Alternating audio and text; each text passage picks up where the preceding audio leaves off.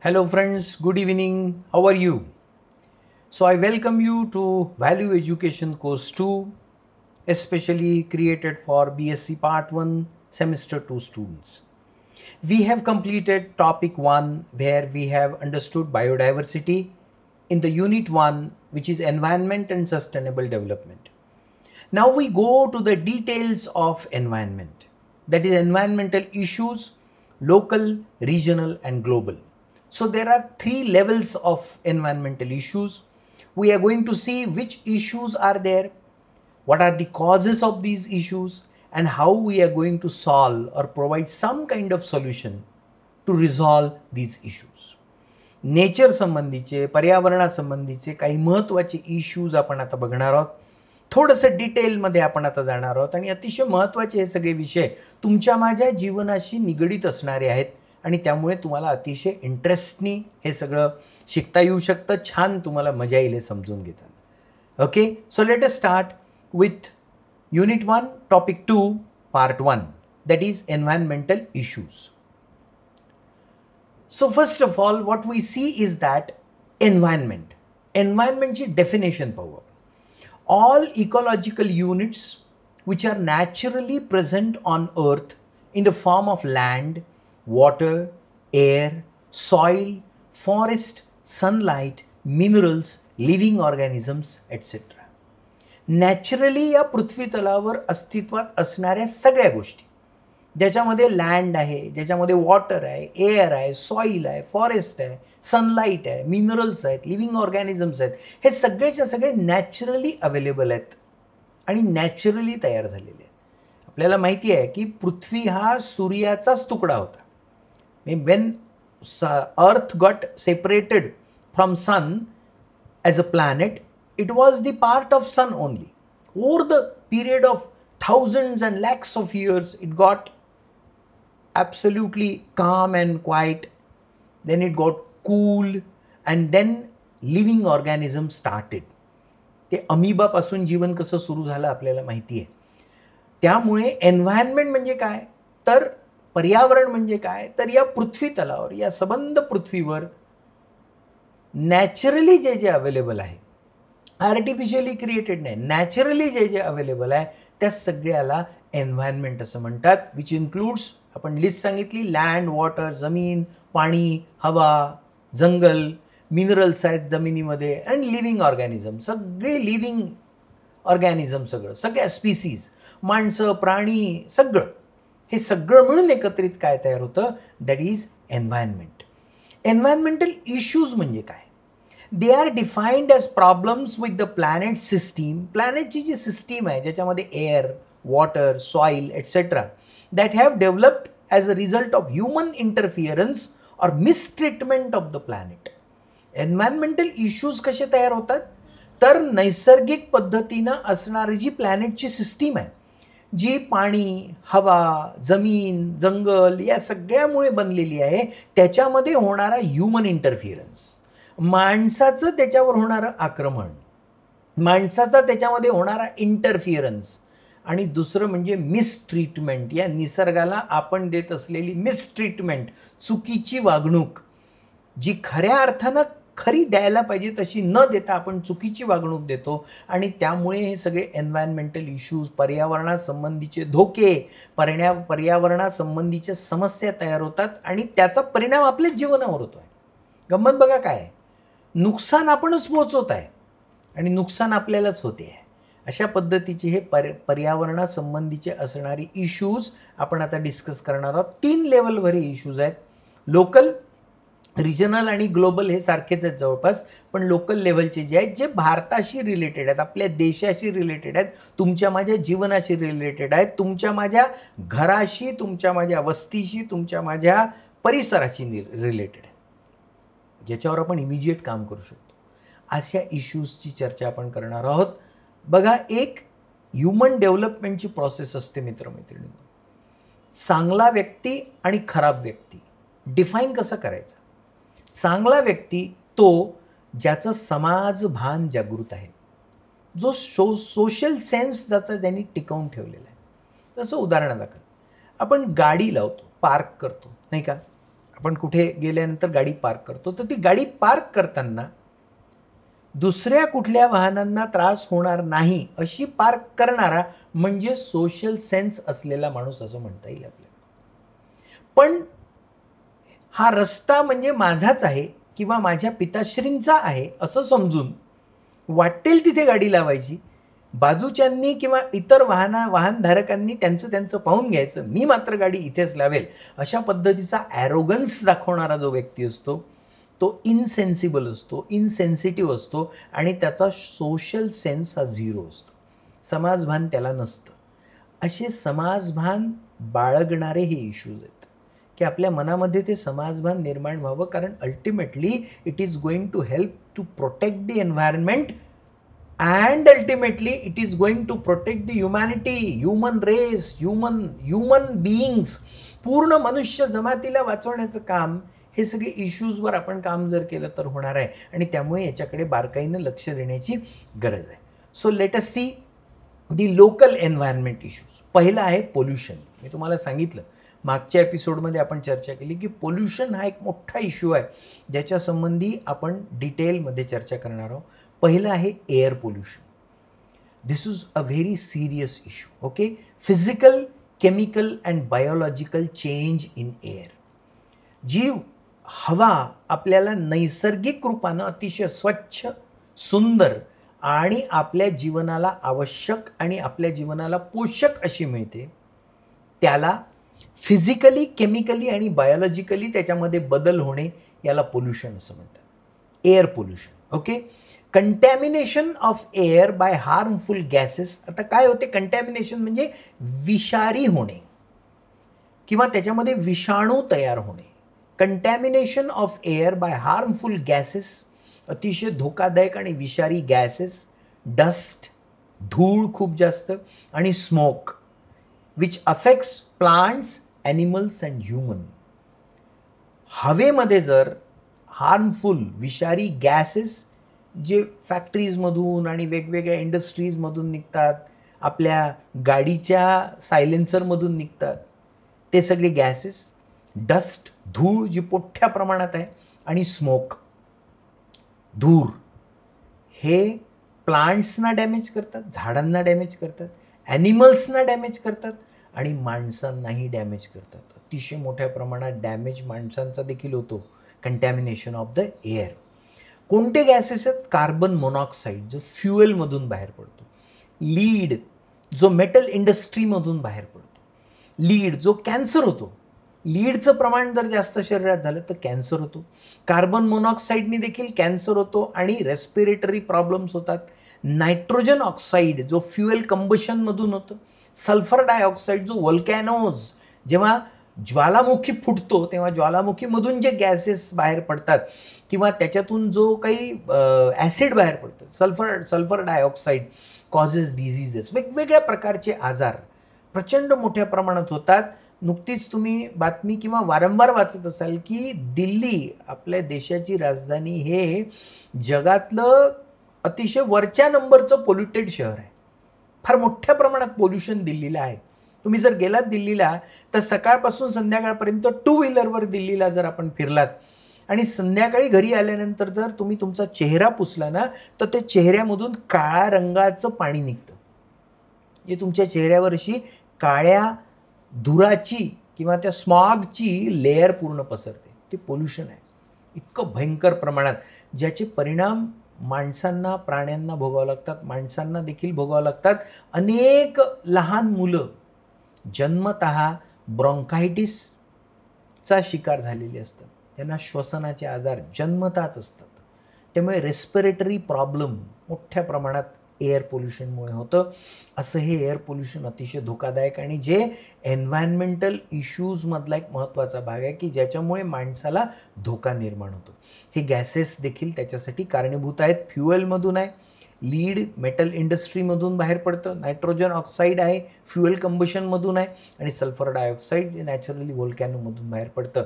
अनेक आजार याच्यामुळे होतात. असं हे अतिशय धोकादायक असं एअर पोल्युशन आहे.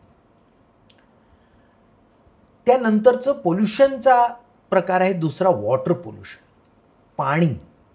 तुम्हाला माहिती असेल कदाचित GBS नावाचा जो आजार प्रचंड मोठ्या प्रमाणात सध्या दिसतोय आपल्याला, ज्याच्यामध्ये पूर्ण नर्वस सिस्टीम आपली थांबून जाते, नर्वस सिस्टीम कॉन्ट्रॅक्ट होते, त्याचं मेन रिझन वाईट पाणी आहे.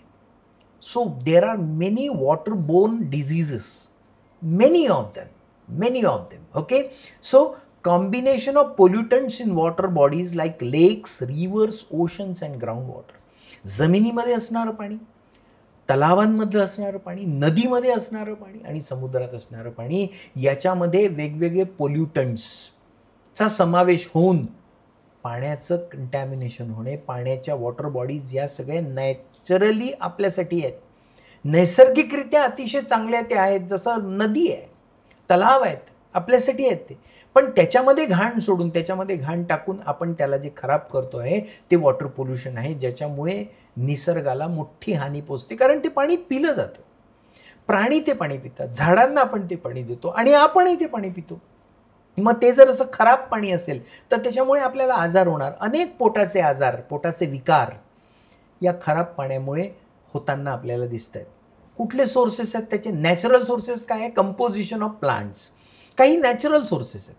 म्हणजे वॉटर पोल्युशन होत असताना composition of plants, animals, soil erosion होतं, जमिनीची धूप होते, मग त्याच्यामुळे पाणी खराब होतं. किंवा प्राणी किंवा झाडं मेल्यानंतर सडतात ते आणि त्याच्यामुळे पाणी खराब होतं, पण ते प्रमाण फार कमी आहे.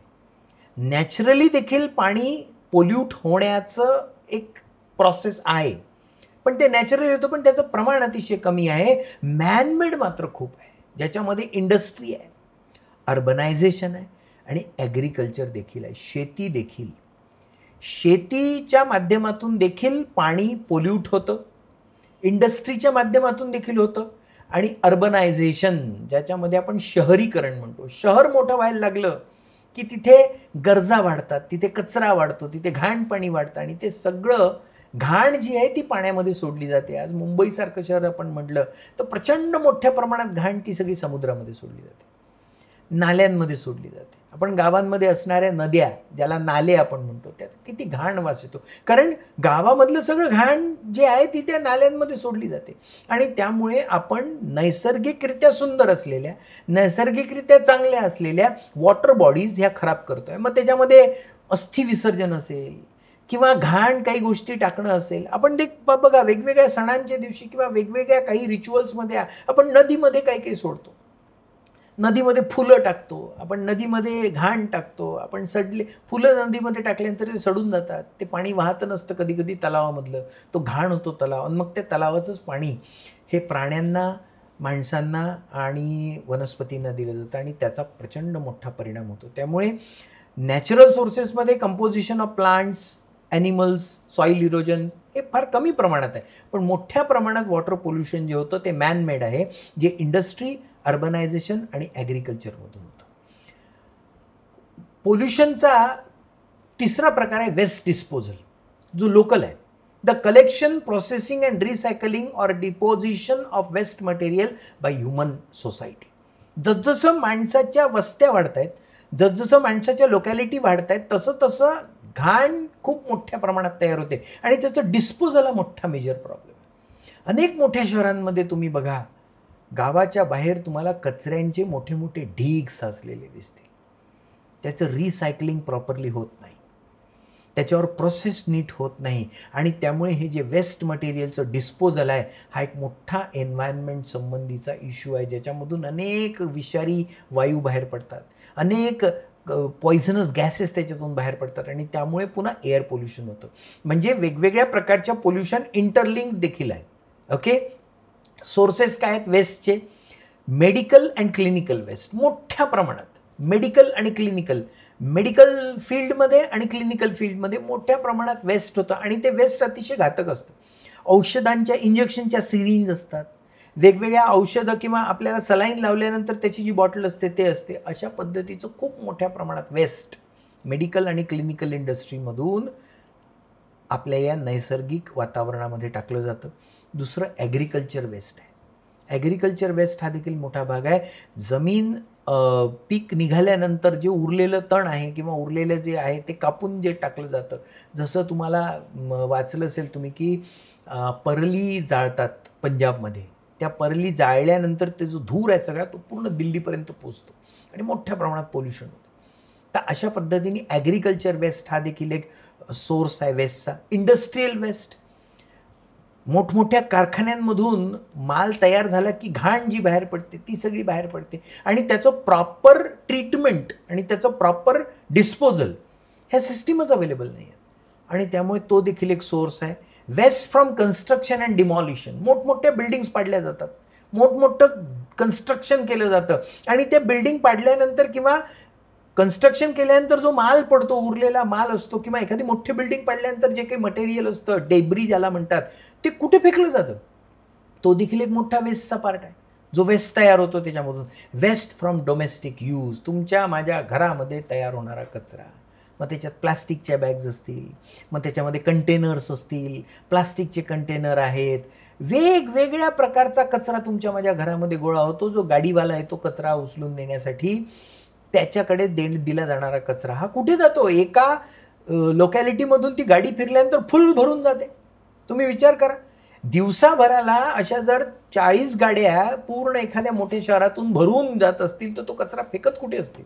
तो डंप केला जातो. डम्पिंग यार्ड आहेत मोठमोठ्या शहरांच्या बाजूला आणि त्या ठिकाणी तो कचरा सगळा साठवला जातो. पण त्याच्यावर ट्रीटमेंट प्रॉपर न केल्यामुळे त्याच्यामधून एन्व्हायरमेंटल इश्यूज मोठ्या प्रमाणात तयार होतात आणि त्याचा डायरेक्ट हार्म हा आपल्या मनुष्य जमातीला होतो. वेस्ट डिस्पोजल प्रॉब्लेम्स काय? Production of too much waste, मोठ्या प्रमाणात, म्हणजे आपण अंदाज करू शकत नाही एवढ्या मोठ्या प्रमाणात वेस्ट तयार होतं, वेस्ट मटेरियल तयार होतं, पण त्याची ट्रीटमेंट होत नाही. Most of the waste is toxic and harmful.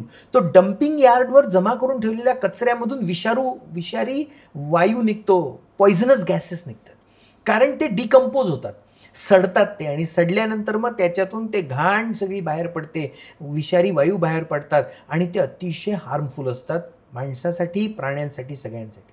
Landfill sites lack proper management. Landfill site जे असतात, मायनिंग केल्यानंतर तिथे जे त्या जमिनीमध्ये जे छिद्र केलं असतं किंवा जमिनीमध्ये जे होल केलं असतं ते भरलं जातं. ते फिल करणारे ज्या साईट्स असतात तिथे प्रॉपर मॅनेजमेंट होत नाही आणि त्यामुळे तिथे देखील प्रॉब्लेम क्रिएट होतो. Costly technology to reduce and recycling waste. आता हे का होत नाही ट्रीटमेंट त्याची? कारण अतिशय कॉस्टली आहे टेक्नॉलॉजी. काही देशांमध्ये हे फार प्रॉपरली केलं जातं, पण आपल्या देशामध्ये मात्र अजून ते तेवढ्या प्रॉपरली केलं जात नाही, कारण ती टेक्नॉलॉजी अतिशय कॉस्टली आहे. वेस्ट रिसायकल करण्यासाठी जे ट्रीटमेंट प्लांट्स लावावे लागतात ते अतिशय महाग आहेत, ते अतिशय कॉस्टली आहेत आणि ते प्रत्येक गावाला परवडत नाहीत, कारण तिथल्या लोकल ॲडमिनिस्ट्रेशनला ते करायला लागतं. जसं अमरावतीसारखं शहर असेल तर तिथे महानगरपालिका, म्युनिसिपल कॉर्पोरेशन, महानगरपालिका, तर त्यांना तो खर्च करावा लागतो, पण त्या ट्रीटमेंट प्लांटची कॉस्ट इतकी जास्त असते की आपल्या टॅक्सेसमधून करावी लागते, तर ती कॉस्ट परवडत नाही आणि त्यामुळे मग असा कचरा जमा होत राहतो आणि त्याच्यामधून मग अतिशय वाईट सगळ्या गोष्टी, वायू आणि पॉइझनस गॅसेस बाहेर पडत राहतात, पण त्याची ट्रीटमेंट होत नाही. लॅक ऑफ अवेअरनेस हा देखील एक मेजर इश्यू आहे. अवेअरनेस नाही आहे, वाटेल तिथे कचरा टाकला जातो. आपल्याकडे ओला कचरा, सुका कचरा अशा पद्धतीचं अरेंजमेंट असते. जी गाडी आपल्याकडे कचरा उचलण्यासाठी त्याच्यात ओला कचरा, सुका कचरा, पण तुम्ही बघा तो वाटेल तिथे तो कचरा टाकला जातो. आपण देखील घरामध्ये ओला कचरा आणि सुका कचरा असं सेपरेट करत नाही.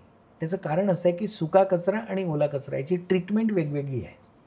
याला रिसायकल करायचं असेल तर त्याची ट्रीटमेंट वेगवेगळी आहे. एकदा तो एकत्र झाला की त्याला सेपरेट करता येत नाही. मग सेपरेट करता येत नाही, त्यामुळे त्याचं रिसायकलिंग प्रोसेस देखील आपल्याला नीट करता येत नाही. म्हणून याच्या संबंधीचा अवेअरनेस.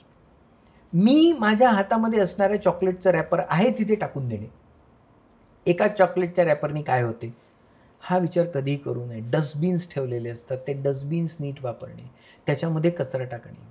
बरेच वेळा आपण कॉलेजमध्ये किंवा आपल्या वातावरणामध्ये, मी देखील कॉलेजमध्ये बघतो की वर्गामध्ये पेन्सिल शार्प केली जाते, तो कचरा तिथेच पडलेला असतो. आपण चिप्स खातो किंवा आपण कुरकुरे खातो, त्याचे पॅकेट्स पडलेले असतात. हे आपण आपलं वातावरण खराब करतो आहे. त्याच्यासाठी ती जर सवय लावली की आपल्या हातामध्ये जर काही कचरा आहे तर तो डस्टबिनमध्ये नेऊन टाकायचा. किती लांब असतं डस्टबिन? 20 फुटावर फक्त. पण ते 20 फूट अंतर चालून जाऊन तो कचरा त्या ठिकाणी टाकणं टाळतो आपण आणि जिथे आहे तिथे टाकून देतो. कारण माझ्यामध्ये तो सोशल सेन्स कमी आहे. हातात असलेला कचरा त्या ठिकाणी टाकून देणे. आणि म्हणून आपल्याला अनेक मोठी मोठी शहरं, अनेक मोठी मोठी गावं अतिशय घाण दिसतात. सगळीकडे घाण पसरलेली असते, कचरा पसरलेला असतो आणि त्यामुळे त्याच्यामधून निर्माण होणारे रोग ते देखील अतिशय भयानक आहेत. आणि म्हणून या सगळ्या इश्यूजबद्दल आपल्याला चर्चा करणं गरजेचं असतं. लोकल एन्व्हायरमेंटल इश्यूजमध्ये वेस्ट डिस्पोजलचं सोल्युशन्स काय आहेत, आपण सोल्युशन देखील बघण्याचा प्रयत्न करणार आहोत. आणि इथे मी तुमचं लक्ष वेधू इच्छितो की हे आपल्याला करणं गरजेचं आहे, हे तुम्हाला करणं गरजेचं आहे. या विषयाचा अभ्यास करत असताना आपण हे सुरू केलं पाहिजे, आपण पुढाकार घेतला पाहिजे. याच्यामधला पहिला भाग इको रिस्पॉन्सिबिलिटी. या संपूर्ण पर्यावरणाला सांभाळण्याची जबाबदारी माझी आहे. असं माझी म्हणून या ग्रुपमध्ये आणि हे सगळं माझं ऐकणारे BSc पार्ट 1चे समजा आपल्या विद्यापीठामध्ये 2000 विद्यार्थी असतील. या 2000 विद्यार्थ्यांनी जरी ठरवलं ना तरी देखील खूप मोठं काम होऊ शकतं. पण ती इको रिस्पॉन्सिबिलिटी माझ्यावर मला घेता आली पाहिजे, ती जबाबदारी मला घेता आली पाहिजे की या नेचरचं रक्षण करणं माझं काम आहे, पर्यावरणाचं रक्षण करणं माझं काम आहे. कारण हे पर्यावरण माझ्यासाठी आहे. आज जर मी ते केलं नाही तर पुढच्या पिढीला अनेक भयंकर आजार सहन करावे लागतील आणि अतिशय धोकादायक स्थितीमध्ये राहावं लागेल. That is number 1. Secondly, effective waste disposal and management. अतिशय इफेक्टिव्हली वेस्टचं डिस्पोजल आणि मॅनेजमेंट आपल्याला करण्याची गरज आहे. ओला कचरा आणि सुका कचरा सांगितलं असतं, किमान तेवढं तर केलं पाहिजे. किमान तेवढी गोष्ट आपण करू शकतो. आणि कचरा हा डस्टबिनमध्येच टाकला गेला पाहिजे, इतकी छोटी गोष्ट. ओला कचरा सुका कचरा हा नंतरचा भाग आहे. पहिला भाग कचरा हा कचरा कुंडीमध्ये डस्टबिनमध्येच टाकला गेला पाहिजे, तो अन्य ठिकाणी कुठेही टाकल्या जाऊ नये. मग ते थिएटर असेल, मग ते पर्यावरणाची जागा असेल, मग तो निसर्ग असेल. जंगलामध्ये जातो आपण, जंगलामध्ये फिरायला गेल्यानंतर आम्ही लोक ट्रेकिंगला जातो. यूथ हॉस्टेल्स असोसिएशन नावाची आमची संस्था आहे, त्याच्या माध्यमातून आम्ही ट्रेकिंग प्रोग्रामला जातो. ट्रेकिंग प्रोग्रामला गेल्यानंतर त्या ट्रेकिंगच्या सुंदर जंगलांमधून अतिशय सुंदर आणि रमणीय वातावरण असतं, छान गवत असतं मस्त, पण आजूबाजूनी गुटख्याचे पाकिटं पडलेले असतात, दारूच्या शिश्या पडलेल्या असतात. निसर्गामध्ये जाऊन आपण जर असं करत असू आणि अशा प्रकारे आपण घाण जर तिथे टाकत असू तर मग आपण आपली जबाबदारी समजली नाही असं म्हणता येईल. त्यामुळे effective waste of disposal and management, control and monitoring of land filling and fly. Land filling जी आहे त्याच्यावर कंट्रोल आणि मॉनिटरिंग हे शासनाचं काम आहे. शासनाच्या माध्यमातून ते झालं पाहिजे. पण असं कुठे होत असेल, असं कुठे नीट प्रकारे केलं जात नसेल तर आपलं त्याच्याकडे लक्ष असलं पाहिजे. निदान आपल्याला माहीत पाहिजे की अशा पद्धतीने गोष्टी चांगल्या आणि योग्य पद्धतीने होत नाहीत. Waste diversion plants, waste diversion plants हे आता उभारले गेले पाहिजे. कारण वेस्टचं डिस्पोजल आणि त्याचं रिसायकलिंग हे अतिशय आवश्यक आहे. ते रिसायकल झाल्याशिवाय तो कचरा कुठे जाणार नाही, कारण तो कचरा वाढतच राहणार. दिवसागणिक प्रत्येक घरातून प्रचंड मोठ्या प्रमाणात कचरा निघत राहतो. त्या कचऱ्याचं रिसायकलिंग किंवा त्याची ट्रीटमेंट प्रोसेस हे करणं गरजेचं आहे.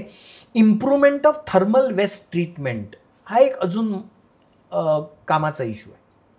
थर्मल पॉवर आपल्याकडे मोठ्या प्रमाणात तयार होते, बरोबर, कोळशाच्या माध्यमातून तयार होणारी पॉवर. पण या थर्मल पॉवर क्रिएट करताना त्याचं जे वेस्ट निघतं त्याची प्रॉपर ट्रीटमेंट केली जात नाही. ती प्रॉपर ट्रीटमेंट गरजेची आहे, कारण खूप प्रचंड प्रमाणात on a very big scale the pollution occurs through thermal plants, thermal power plants, and that is why proper improvement of thermal waste treatment is needed in providing the solution to waste disposal. So that is very much important. So that's what we have seen in this unit 1 topic 2 part 1. We are discussing some environmental issues, local, regional and global. So some local issues we have seen. आपण काही local issues पाहिले आणि आता यानंतर आपण याच युनिटचा part 2 पाहणार आहोत, ज्या पार्ट 2 मध्ये आपण अजून काही लोकल इश्यूज बघणार आहोत, त्याची कॉजेस पाहणार आहोत, त्याची सोल्युशन शोधणार आहोत. अशा प्रकारे एन्व्हायरमेंटशी, निसर्गाशी रिलेटेड असणारे वेगवेगळे प्रॉब्लेम्स जे आहेत आणि त्याच्यामध्ये माझं कॉन्ट्रीब्युशन काय, त्याच्यामध्ये मी काय कॉन्ट्रीब्युशन देऊ शकतो याचा विचार आपण पुढच्या एपिसोडमध्ये करणार आहोत. That is unit 1 topic 2 environmental issues local, regional and global part 2. Next एपिसोडमध्ये आपण ते पाहू. तोपर्यंत माझं चॅनल आहे doctor Avinash Moharil YouTube channel.